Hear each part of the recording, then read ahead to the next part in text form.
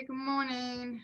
All right, let me just make sure that I get everybody on here and then we will get going.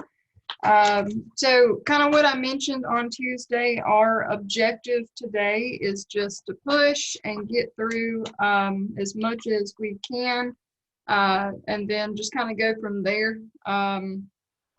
So anyway, a couple of things, couple of reminders.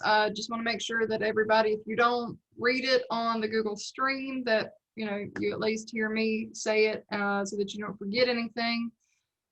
So a couple of things. All right. So tomorrow we're going to finish and turn in part 1 of Cold War, which is chapter 22, and then we go into chapter 23 next week, which is part 2 of the Cold War. If you are in person, you start back in person on Monday. So I'm excited about that. I hope you guys are too. So Monday starts back in-person instruction. We'll get into part 2 of the Cold War. So you'll get your packets in person next week. You'll get your new set of IDs in person next week. Oh, hold on. Let me get Maddox in here. Okay.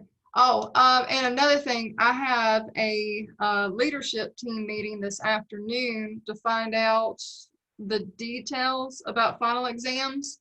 I hope that what I've already told you guys is not going to change.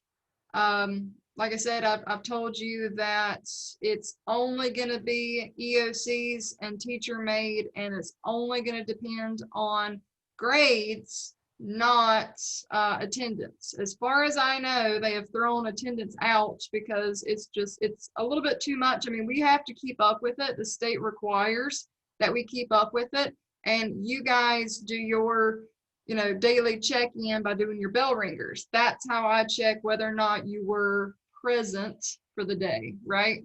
But the state says when it comes to exams that we don't have to go by attendance for that. So it'll be based off of grades.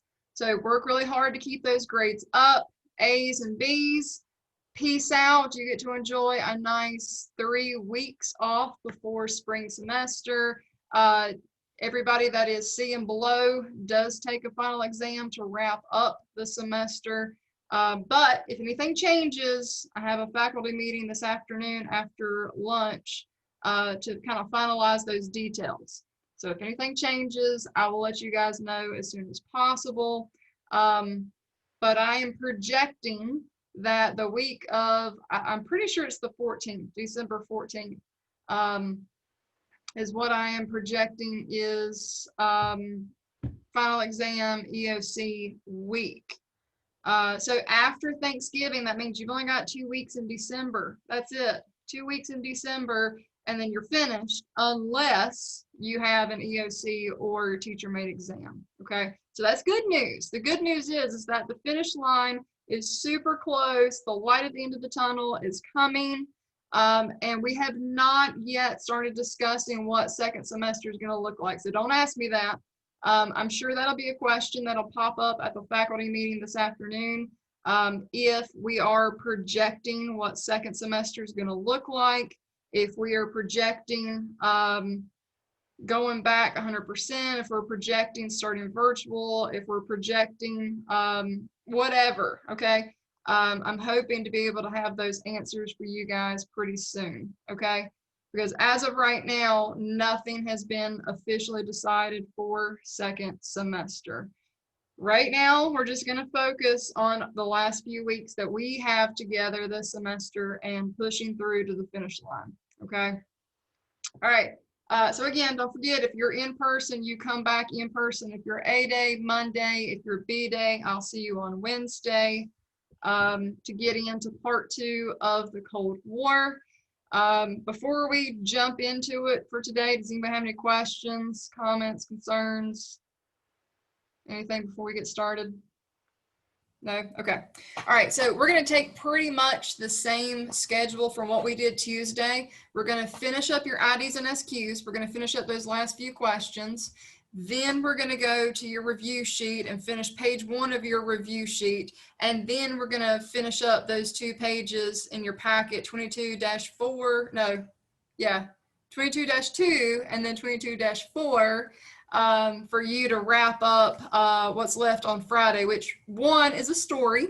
Don't skip the story. It's a pretty interesting story about the atomic bomb, answering a couple of questions, and then finishing up some review questions. So anyway, that's what we got. Let's jump into it. Let's not burn any more time, because I know you guys have got other stuff you would rather be doing, especially on this really nasty rainy, well, I don't know if it's raining where you are, but it's a super gloomy rainy day at my house. Okay. All right, so we are in section 3 and section 4. So on your IDs and SQ sheets, section 3, section 4, we're going to knock out these 7 questions and then we'll be ready to move on. The good news is there's not really a lot of definitions for this unit. So let's go ahead and get into it. Okay, so these are some of my favorite questions because I love the names that they come up with it for these organizations. So question 15 in section 3 says, what was the purpose of the loyalty review boards and the HUAC?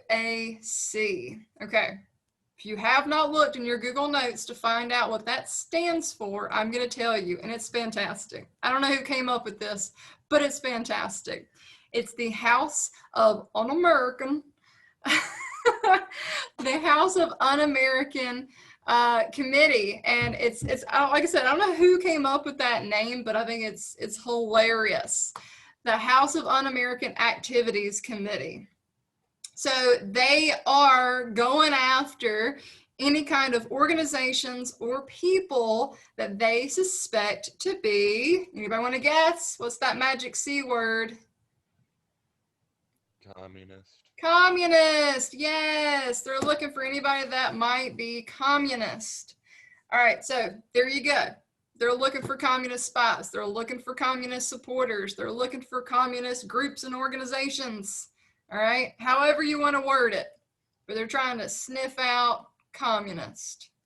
That's your answer. But again, it's brilliant. I don't know. Somebody worked really hard on coming up with the name of that committee. I think it's hilarious. Okay, now let's keep it rolling. 16 says, who was Joseph McCarthy? All right, so there's 2 questions. Joseph McCarthy, U.S. Senator. All right, write that down, U.S. Senator. Question 2 says, what led to his downfall? Okay, so he's going on this wild witch hunt looking for, we already said it, communist.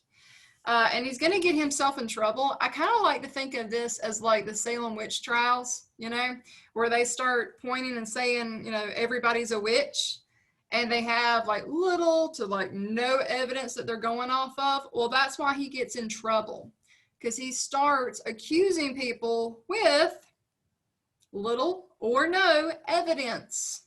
So that's your answer. Has little to no evidence on people he's accusing. There you go. Little to no evidence. And he really gets himself in trouble when he starts going after big dogs. Like he starts going after military officials, their wives. I mean, really, I mean, he starts hitting people and they're like, have you lost your mind? You know? So anyway, and like I said, the biggest issue is that he has very little, if any, evidence whatsoever on these individuals. Okay, 17 says, what event made Americans fearful of a nuclear attack by the Soviets?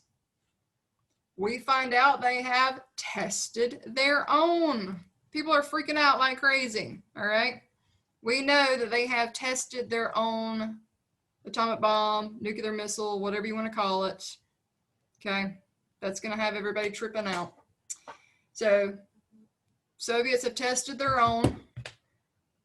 And last question for section 3 is 18, and it says, how did the Red Scare and McCarthyism change American society and governments?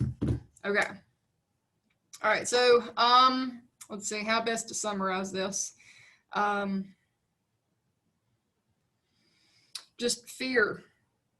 The fear of communism and of what it might bring.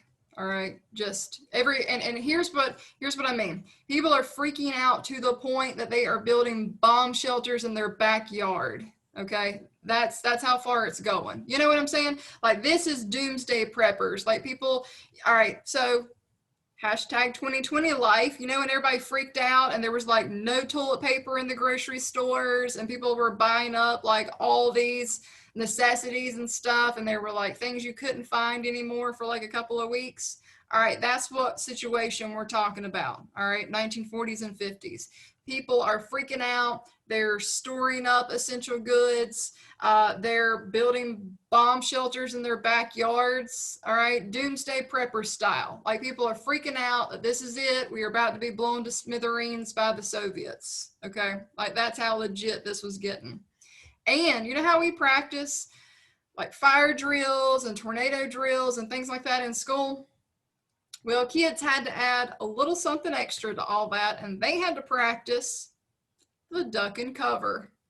All right, not that covering your head and neck would really save you from an atomic bomb, which would pretty much blow you to ash. But it makes us feel better, right? Like, if we practice a fire drill and a tornado drill, it makes us feel better because we know that in an emergency, we know what to do, right?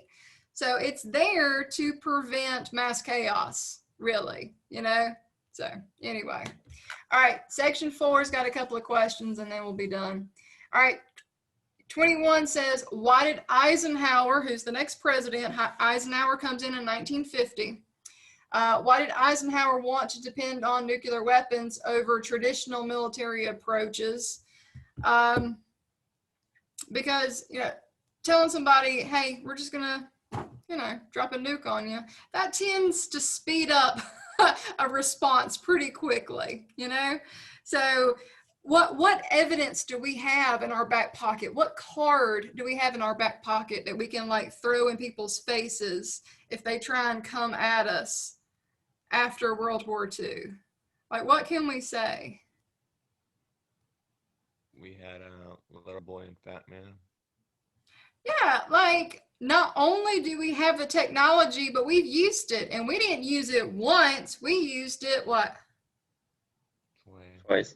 Twice. Yes, exactly. So it's like anytime somebody tries to come at us, it's like, step back, you know? It's like, guess what we can do? We'll drop a bomb on you, you know? That's why, all right, Eisenhower, who is a military man, he was general in Europe during World War II. So he's a military guy. He doesn't play around. So he tells people, you know what? You want to play? Let's play. We'll just drop a nuke on you, right? That'll solve it, you know? Okay, so anyway, 21, why did he want you to depend on nuclear war? Speed up response. That's it. Speed up response. All right, 22, what was the goal of the Eisenhower Doctrine? Okay, so if you remember back, Truman Doctrine said that if countries need aid, if they need money to rebuild, we'll give it to them. The Eisenhower Doctrine said if countries need help, we will also provide physical assistance, like military assistance. Like, if we need to send in our military to help, you know, if we need to send in actual people and bodies to help, we will do it. And it is the Eisenhower Doctrine that will get us involved in Korea. And we'll talk about Korea a little bit later, okay? But that's what it is, all right? It's providing physical assistance. And 23 says, in what nations did the U.S. intervene with covert operations? Well, yeah, we go to help in China, Korea. Again, we got the Berlin airlift. So just give me one or two examples, okay? And I would just put China and Korea. Those are a couple of good examples of the nations that we do intervene in, okay?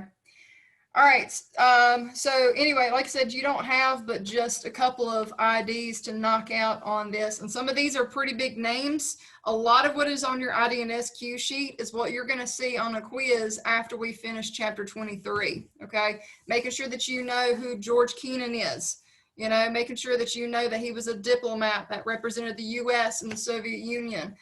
Making sure that you know that Alger Hiss, again, Secretary of State. Making sure that you know, number 24, brinkmanship means to go to the brink of war, which means we get almost but not quite there, you know. Sputnik, the name of the Soviet Union's first satellite, which made us about puke because we couldn't believe that the Soviet Union did something before us. All right, and that was a big deal. So anyway, making sure that you pay attention to those IDs.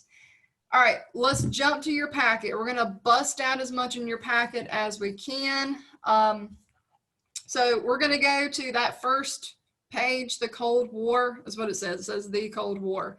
We did 1 through 10 on Tuesday. We're gonna knock out 11 through 19, or 11 through 20, because I like to end on an even number. So we're gonna get through that, and then we're gonna jump to some other pages in your packet. Okay, all right, so on your review sheet, number 11 says, excuse me, excuse me. All right, name the communist leader who led a communist takeover of China in 1949.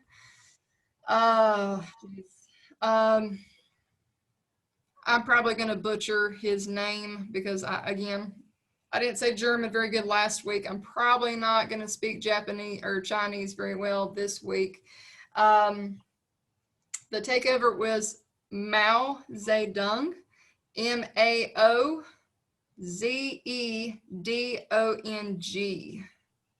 Which number is this? This is number 11 on the Cold War review sheet. Should be that first page that pops up on your packet. So that was number 11. All right, 12 says, what war would begin in 1950? That's Korean War for number 12. All right, 13 says, which U.S. general was sent under a United Nations operation to prevent a communist victory? And that is Douglas MacArthur. Douglas MacArthur, and he's the general that we sent to the Pacific during World War II. So Douglas MacArthur. 14, what controversy would erupt between the general and President Truman? All right, so I don't know how much I can summarize this. So MacArthur wanted to invade China and Truman said no. So I guess you could just put they disagreed on what to do, maybe. But MacArthur wanted to invade China and Truman said, no, you're crazy. We're not bringing in any other country. Would war stalemates work for that? Because it was on the little slides.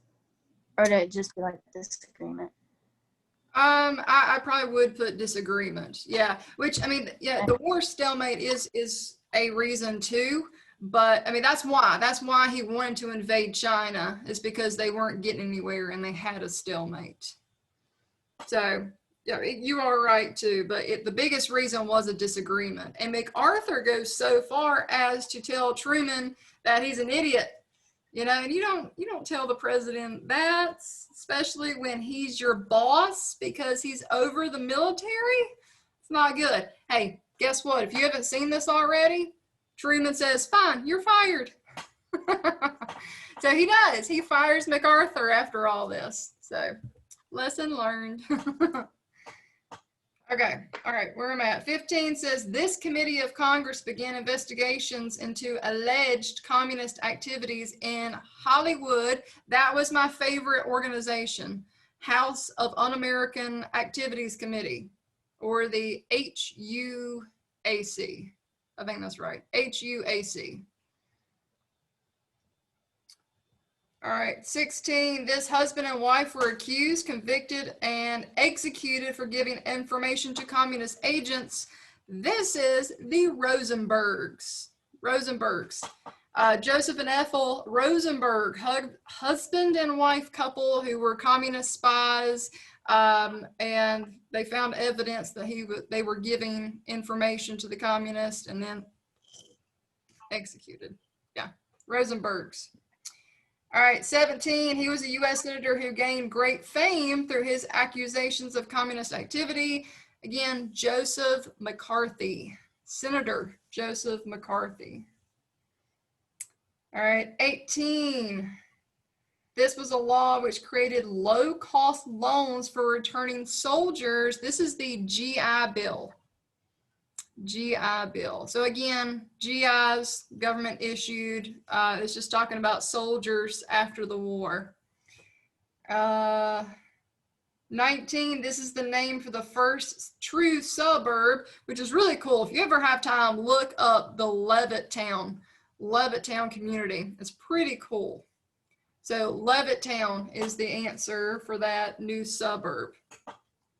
And we'll stop at 20. What specific action did Truman take that provided his commitment to civil rights? He takes the first big step and integrates the military. That's a big one. So the very beginning of pushing for civil rights, he integrates the military. He also is taking the first steps of integrating federal agencies too. So that's a big step, even though it's going to be a while since we, get full civil rights. Okay. All right. So if we have time, we'll come back to it. If not, then finishing up those review questions later. Okay.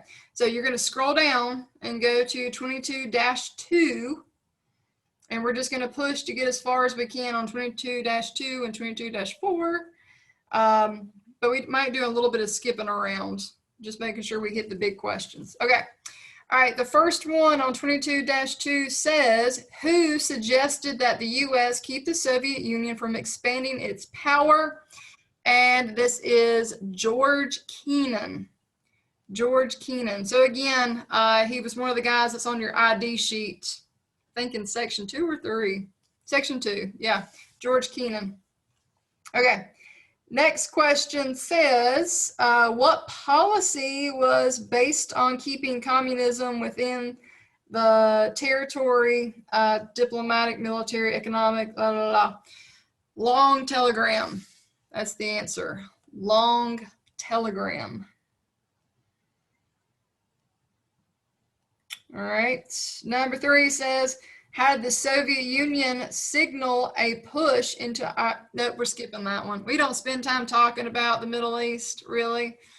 Not right now. Not right now. If by some miracle we actually make it to the 90s and 2000s at the end of the semester, we will talk about the Middle East for obvious reasons. But right now we're skipping it. So we're just going to skip that one because we don't really talk about it. All right, go to, let's see. Oh, hold on. I lost my place. All right, we're actually going to skip 3 and 4 and go down to 5. 5 says, how was Germany divided at the end of the war? Into 4. They actually end up only being 2, but it begins with 4. France, US, Soviet Union, and Great Britain. But then the 3 allies will bring theirs together, and it'll just be the Soviet Union's share and then the rest of the allies. So both of those would be right. It's just up to you. Okay. Where are we at? What? I thought we were on 22-2. Yeah, I'm lost too. Yeah, we are. We are. Yep. Okay. All right. Never mind. 22-2's question number 5 says, what was the stated intent of the Truman Doctrine? Provide aid. That's it. We're just going to put 2 things. Provide aid. And that's pretty much money and supplies, but provide aid. Okay. Let's see. We're going to skip again. We're going to skip 6 and 7.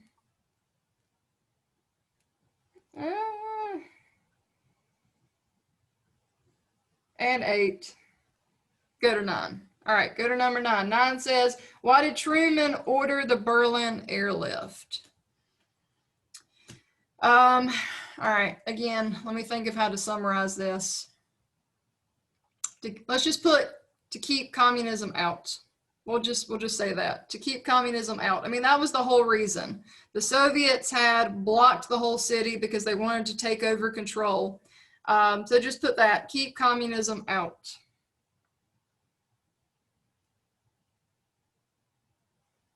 All right, number 10, what agreement did NATO members make with each other? Just form an alliance. Form an alliance, pretty much banding together against communism, really. So form an alliance. All right. All right, go to number 11. Where did conflicts of the Cold War emerge besides Europe?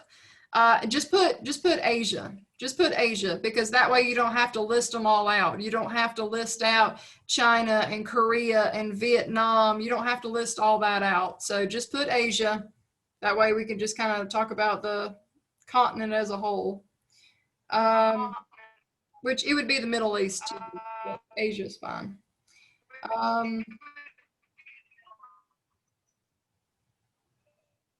All right, skip 12, go to 13. 13 says, what was General Douglas MacArthur's mission in Japan? Rebuild. One word, just put rebuild. All right, let's see. 14, how was Truman able to get the U.S. to act on Korea?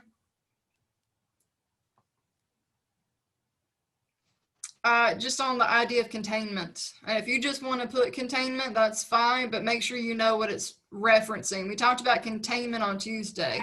We're talking about containing communism, trying to keep communism out, but it's all about the idea of containment.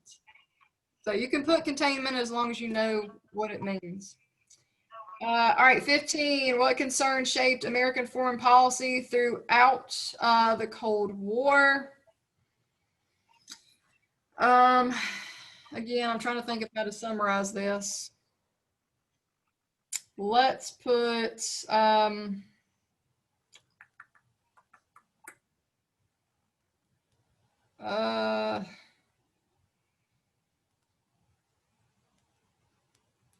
limiting war. How about that? That'll work. Limiting war. Okay. All right. So I know that we are getting really close on our time. So you guys kind of let me know what you're thinking. Do you want to push through a few more minutes and finish 22-4? Or do you want to stop now and I can post a video finishing up that? I mean, you kind of let me know what you're thinking, but I have intended for you to do the story and questions on your own and then finish up those review questions on your own. So you kind of let me know what you're thinking as far as, do you want to take a few more minutes and finish 22-4, or if you got to go, or... I'm good with doing it now. Okay, well, how about this? We'll go ahead and push through. If you need to go, I understand that too. But yeah, if you can stay with me, let's go ahead and finish that last page in your packet. And those other couple of things shouldn't take you long because, like I said, that review sheets, the very first 2 pages is all coming from your Google slide notes. You can just scroll through that and get the answers in a couple of minutes. All right, 22-4, we're going to bounce around on this one too, so it won't take us but a few minutes. All right, section 1, A says, why did many Americans believe Truman's foreign policy was not working by the end of 1952? Because of Korea. And again, I'm just summarizing, but it's because of Korea, because we get into another war. And they thought, well, I thought the whole point was to prevent war, okay? But it was because of Korea. All right, B says, what 2 strategies did Eisenhower think were the key to victory in the Cold War? Technology and weapon supply.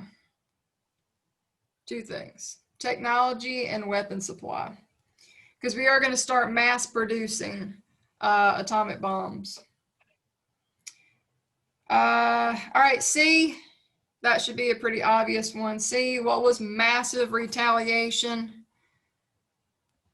And it just means to build up your army, build up your, it's an arms race, really.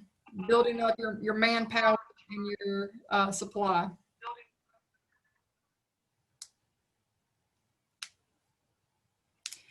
All right, D says, how did Eisenhower cut military spending to $34 billion?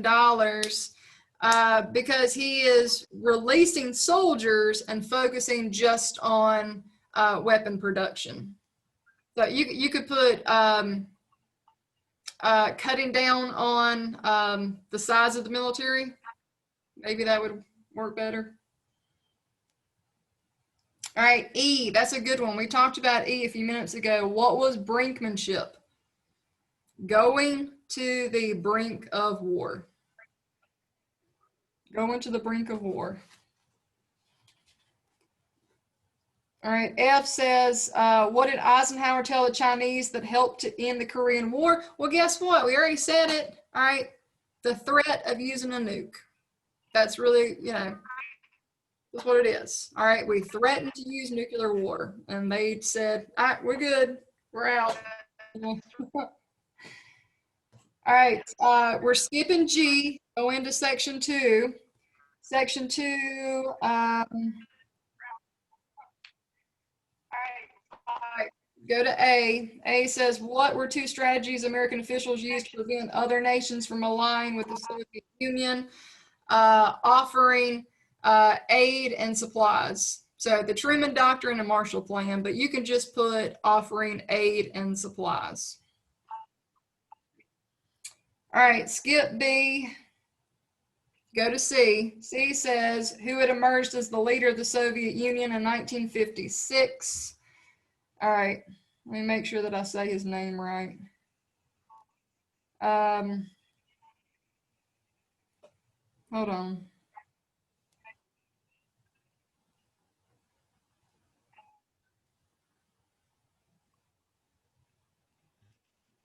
I'm going to double check something because I think I was about to say, all right. Yeah, I was about to say the wrong one. Nikita Khrushchev. All right, so I'm going to help you spell it. All right, just put the last name. That'll be fine. All right, it's Khrushchev.